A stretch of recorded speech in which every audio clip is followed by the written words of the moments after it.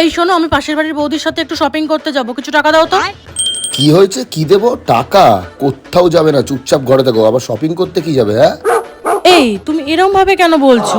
কোনো এরকম ওরকম না, কোথাও যাবে না, আমি বলেছি তাই।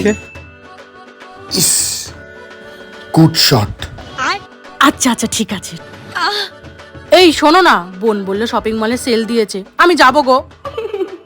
কি হয়েছে? কোথাও যাবে না? এই কেন? কারণ আমি বলেছি তাই, কোথাও যাবে না।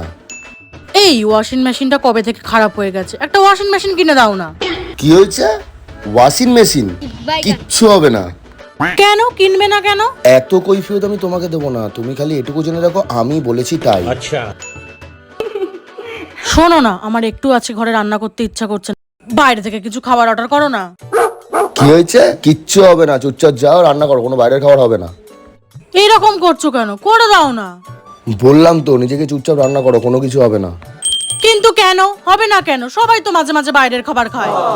সবাই কি করে সেটা আমার জানার দরকার নেই, আমি যেটা বলছি সেটা তুমি জানো। আমি বলেছি তাই, হবে না। হবে না মানে হবে না, আমি বলেছি তাই।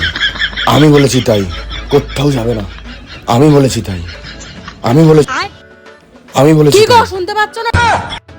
এই ঘুমের মধ্যে কি আওড়াচ্ছ? আমি বলেছি তাই, আমি বলেছি তাই, কোথাও যাবে না, কোথাও যাবে না, কি আওড়াচ্ছ? না, কিছু না, কিছু না, কিছু না। তাড়াতাড়ি ওঠো, আমি পাশের বাড়ির বৌদির সাথে শপিং মলে যাচ্ছি, ওখানে সেল দিয়ে আমাদের ওয়াশিং মেশিনটা তো খারাপ হয়ে গেছে, ওটা কিনে নিয়ে আসছি। আর খাবারটা অর্ডার করে দিয়েছি, খাবারটা চলে আসলে খেয়ে নেবে।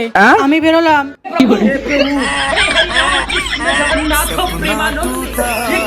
तो दिल कभी जलता है, हाँ थोड़ा दर्द